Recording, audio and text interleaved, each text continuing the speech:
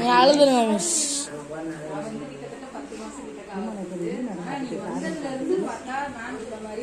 சேட்டை பண்ற குழந்தைங்க அதிகம்.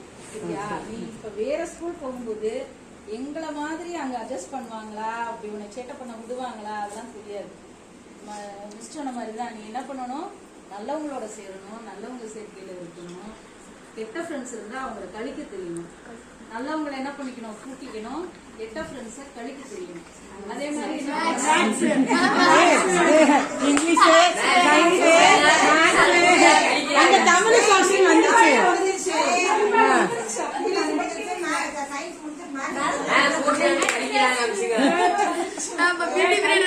அறிவு வந்து என்ன பண்ணணும், பெருக்கிக்கிட்டே தான் போகணும்.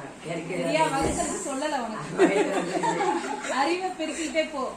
ஒவ்வொருத்தரும் வந்து ஒவ்வொரு டேலண்டோட தான் கண்டிப்பா பிறந்திருக்கோம். என்ன டேலண்ட் நீ தான் கண்டுபிடிக்கணும். 10th கண்டுபிடிச்சிரு. இந்த விளையாடுறது, ஓடுறது, அந்த ஆடுறது அதெல்லாம் விட்டு என்ஜாய் பண்ணு, சந்தோஷமா இரு. அது சந்தோஷம் தான். அதே சமயத்துல என்ன பண்ணணும், நம்ம எப்படி வளர்ச்சிக்கு என்ன பண்ணலாம், 10th 12th முடிக்கிறப்ப என்ன ரேஞ்ச்ல வருவோம் அதை பிக்ஸ் பண்ணி நல்லவங்களோட சேர்ந்து நல்லா படிச்சு நல்லா முன்னேறி என்ன பண்ணணும், வாழ்க்கையில முன்னேற்றத்துக்குரிய பாதையை நோக்கி போகணும். அதுதான் உன்னோட எய்மா இருக்கும். சரியா?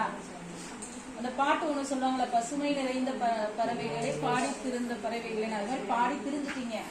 இன்னும் வந்து திருந்துட்டே இருக்க வேணாம். படிப்புலயே என்ன பண்ணுங்க, கவனம் செலுத்துங்க. சரியா? 9th எல்லாம் உங்களுக்கு எந்த மார்க்ஸும் கிடையாது. இந்த 40 மார்க்ஸ் அதெல்லாம் எதுவுமே கிடையாது. நீ படிச்சு உழைச்சு வாங்கினாதான் மார்க்ஸ். அத எழுதி பார்த்து, மேக்ஸ் எல்லாம் டேலண்ட் இருக்கு ஆனா யூஸ் பண்ண மாட்டேங்குது. உட்காந்து போட்டு பாருங்க, எழுதி பாருங்க. 9th 10th மேக்ஸ் நல்லா போடுங்க. கடைசி வரைக்கும் மேக்ஸ் வேணும். எல்லா சப்ஜெக்டுமே வேணும். எல்லாமே நல்லா படிங்க. சரியா?